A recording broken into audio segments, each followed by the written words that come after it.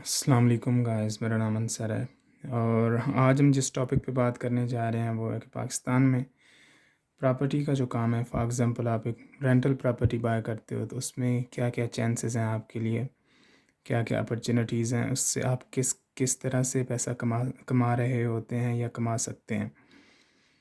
अब अगर प्रॉपर्टी की बात की जाए, रियल एस्टेट की बात की जाए नॉर्मल, तो उसमें हमारे पास 4 वेल्थ जनरेटर्स होते हैं।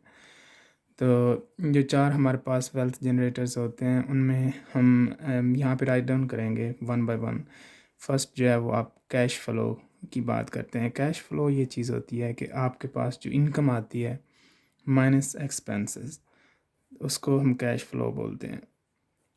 तो कैश फ़्लो सबसे इम्पोर्टेंट चीज़ होती है इसमें प्रॉपर्टी के बिज़नेस में। अगर आप रेंटल प्रॉपर्टी बाय करते हो तो income minus expenses. Sorry for my English. अच्छा, दूसरी चीज़ इसमें जो हमारे पास आती है वो एप्रिसिएशन। एप्रिसिएशन ये आती है हमारे पास कि जो with with the passage of time property की वैल्यू ऑटोमेटिकली बढ़ती है। अब इसमें मोस्टली लोग कहते हैं क्वारंटाइन का टाइम है या आगे पीछे समटाइम्स प्रॉपर्टी की वैल्यू जो है वो डाउन चली जाती है, तो उसको आप कहाँ पे काउंट करते हैं। तो वो चीज़ ये होती है कि जो इन्वेस्टर होता है उसको पता होता है ऐसी चीज़ों ऐसी जो कोलैप्सेस होते हैं मार्केट के, वो उसके लिए बेसिकली अपॉर्चुनिटीज़ होती हैं। तो वो ऐसी सिचुएशंस में मोर प्रॉपर्टी होल्ड पे कर लेता है। तो ये एप्रिसिएशन बेसिकली वो है कि जो over time over a certain period of time आपकी जो प्रॉपर्टी की वैल्यू बढ़ती है उसको बोलते हैं। तीसरी चीज़ जो हमारे पास वेल्थ जनरेटर है वो है लोन पेमेंट। लोन पेमेंट हम इसलिए वेल्थ जनरेटर है कि हमने एक प्रॉपर्टी बाय तो कर ली, लेकिन हमने जो उसमें से ही उसके जो हमारे पास रेंट वगैरह है वहाँ से ही उसका लोन जा रहा होता है वापस, तो उसके लिए हमें अपने पास से कुछ नहीं देना पड़ता। तो ये एक वेल्थ जनरेटर है। उसके बाद मतलब आपने अगर बाय करनी है तो पाकिस्तान में तो खैर उस पे बाद में आते हैं कि क्या क्या सिचुएशन में आप कर सकते हो, लोन वगैरह अप्लाई कर सकते हो। चौथी चीज़ है टैक्स बेनिफिट्स, इससे क्या क्या आते हैं, तो इस पे भी बात होगी। तो अब पाकिस्तान में बाकी कंट्रीज़ में दो चीज़ें होती हैं। आपकी जो फाइनेंशियल स्टेटमेंट है वो बहुत ज़्यादा इम्पोर्टेंट होती है, और दूसरी चीज़ होती है आपकी जो आपका जो इन्वेस्टमेंट प्लान होता है वो। लेकिन पाकिस्तान में जो सबसे ज़्यादा क्रिटिकल एक एलिमेंट है या सबसे ज़्यादा इम्पोर्टेंट जिसे हम कह सकते हैं वो है आपके कॉन्टैक्ट्स। अगर आपकी कोई फैमिली मेम्बर कोई बैंक में जॉब करता है या आपका कोई फ्रेंड बैंक में जॉब करता है तो वो आपको लोन वगैरह निकलवा के दे सकता है, जो ग्राउंडेड रियलिटीज़ हैं। अच्छा, हम इसमें फ़र्ज़ कर लेते हैं कि हमने 1 करोड़ हमने लोन ले लिया, 1 करोड़ की हमने प्रॉपर्टी कोई बाय की है, तो हमने वो लोन ले लिया है बैंक से। उसमें हम क्या करते हैं, फॉर एग्ज़ाम्पल 1 करोड़ को हम 1 डॉलर को हम 100 रुपीज़ का कर लेते हैं फॉर एग्ज़ाम्पल, ठीक है। तो हमने क्या किया कि 1 करोड़ रुपया ले लिया हमने, 100 के डॉलर्स हमने लोन लिया। उसमें हमने क्या किया कि 20 के जो है वो हमने डाउन पेमेंट कर दी। डाउन पेमेंट नहीं की, हमने वापस कर दिए बैंक को लोन के। तो पीछे हमारे पास जो बच गया वो हमारे पास हैं 80 के डॉलर्स। अब उसमें आगे आप ये देख सकते हैं कि कैसे कैसे इसमें हम अब देखेंगे कि कैसे कैसे इसमें से वेल्थ जनरेट की जा सकती है। इसमें मेन चीज़ जो होती है नॉर्मली जो हम बाय करते हैं, जो रेंटल प्रॉपर्टी बाय करते हैं लोग रेंट के पर्पस के लिए, वो क्या करते हैं, वो कंडोमिनियम जिसे बोलते हैं अमेरिका कनाडा में, जो कि एक कंडो आप कह लें कि होता है वो लोग बाय करते हैं मोस्टली। उसको as a rental property count किया जाता है, तो वो बाय कर लिया हमने। For example, again sorry for my basic drawing mistakes. अच्छा जी, हमने कंडो वैसे ऐसा होता नहीं है, वो अपार्टमेंट होता है जो एक बड़ी बिल्डिंग के अंदर आप बाय करते हो। हमने for the sake of example यहाँ पे बनाया। अच्छा, अब इसमें आपके पास 2-3 चीज़ें क्लियर हो गई। ये हमारे पास हो गए वेल्थ जनरेटर्स जो हमारे पास है, कैश फ्लो, एप्रिसिएशन, लोन पे डाउन और टैक्स बेनिफिट्स। अब इसमें हम देखेंगे कि कैसे कैसे वेल्थ जनरेट होगी। पहली बात तो ये होगी कि फॉर एग्ज़ाम्पल आप बाय करके उसको रेंट पे चढ़ा देते हो 40,000 के हिसाब से, फॉर एग्ज़ाम्पल कर लो आप 40,000 के हिसाब से उसको रेंट पे दे देते हो। उसमें से आपकी ओके रेंट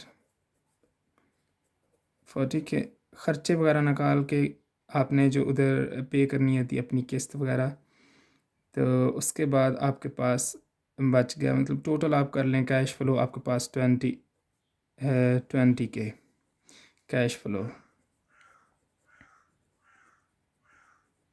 ये जो हमारे पास रहता है लोन, इसको रियल एस्टेट की टर्मिनोलॉजी में मॉर्गेज बोलते हैं। अच्छा, ये हमारे पास कैश फ़्लो आ गया 20 के। इसको हम अगर मंथली 20 के हम अर्न करते हैं, इसको हम एनुअली देखते हैं, तो हमारे पास ये कितना आ जाता है, हमारे पास ये आ जाता है 2,40,000। खैर दूसरी चीज़ हमारे पास जो आ गई वो हम ये देखते हैं कि एक तो ये हो गया, दूसरा हमारा साथ साथ जो एक साल के अंदर ये तो हमारा यहाँ से हमने अर्न किया, ठीक है। दूसरा हमने कहाँ से अर्न किया कि हमारा जो लोन जाता रहा है वो कितना हो गया। वो हमारा पहले अगर लोन फॉर एग्ज़ाम्पल 80 के था, तो हमारा लेट्स से कि हमारा लोन जो है वो पे हो गया है।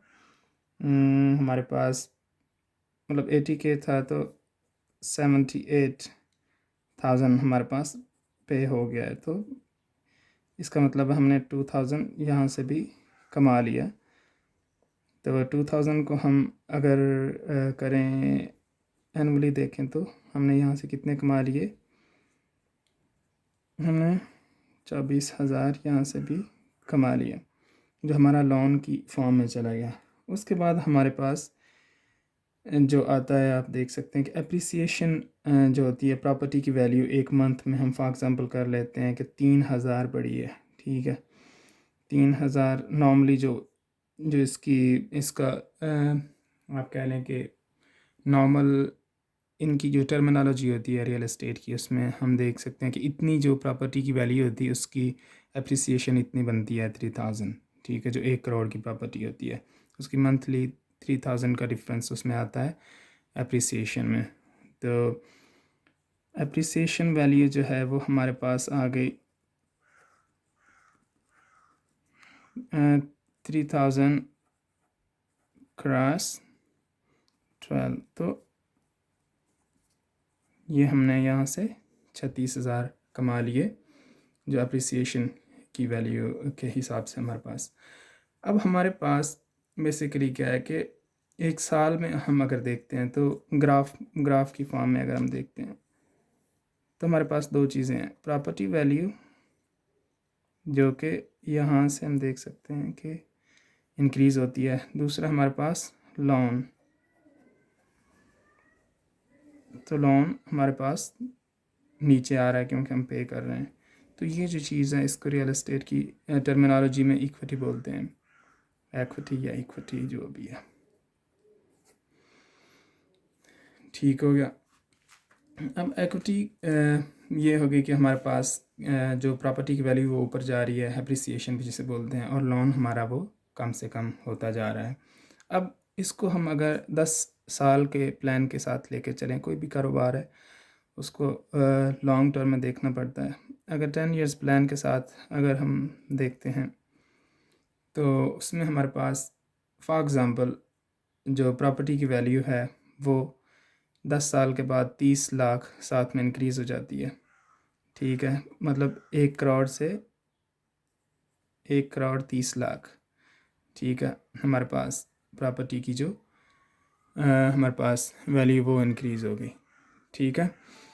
उसके बाद दूसरी चीज़ हमारे पास लोन हमारा तब तक कितना कोई पे हो चुका होगा, 80 में से लोन हमारा पे हो चुका होगा कि 60,000 रहता होगा, 20,000 अगर देख लेते हैं कि फ़र्दर हमने पे कर दिया तो पीछे हमारे पास 60,000 लोन है। तो हमारे पास इस टाइम प्रॉपर्टी की वैल्यू कितनी है, जो हमारे पास वेल्थ है 1,30,00,000 उसकी वैल्यू है, और 60 लाख हमने लोन पे करना है। पीछे हमारे पास जो वेल्थ है वो 70K है। ठीक है, ये इसको हम इसके साथ हम कैश फ़्लो को भी मिला सकते हैं। कैश फ़्लो अगर आप कह लो कि सिंपली कोई 24,000 या जितना भी हमने बनाया था, तो टोटल जो कैश फ़्लो 10 लाख 10 साल के प्लान में हमारे पास अगर 24 लाख आता है कैश फ़्लो, तो ये हमारे पास वेल्थ जो है वो इतनी बन जाती है, तकरीबन कोई कह लें कि 94 लाख जिसे हम बोल सकते हैं। ठीक है, तो ये हमारे पास एज ए वेल्थ हमारे पास चीज़ आ जाती है। अब नॉर्मली लोग कहते हैं, पूछते हैं कि इसमें जो आपने एस्टिमेशन दी है ये एक मतलब फेवरेट सर्कमस्टांसेस में है, लेकिन नॉर्मल सर्कमस्टांसेस में भी अगर आप देखते हैं मार्केट क्रैश करती है, तो जो नॉर्मल इन्वेस्टर होता है वो इसमें यही करता है कि वो मज़ीद प्रॉपर्टी को होल्ड पे कर लेता है वो।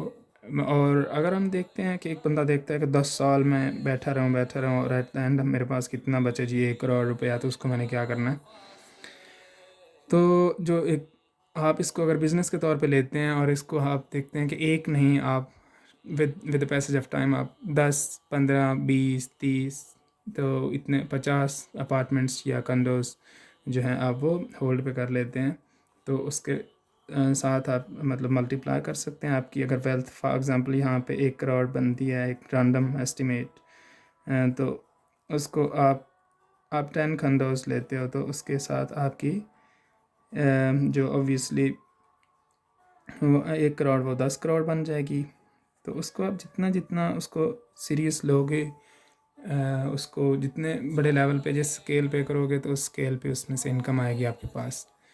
सो आज इतना ही फर्दर जो है रियल एस्टेट के हवाले से या किसी एक बिज़नेस को हम बारी बारी एक्सप्लेन करेंगे, ताकि आपको कोई ना कोई फ़ायदा दिया जा सके। Thank you so much.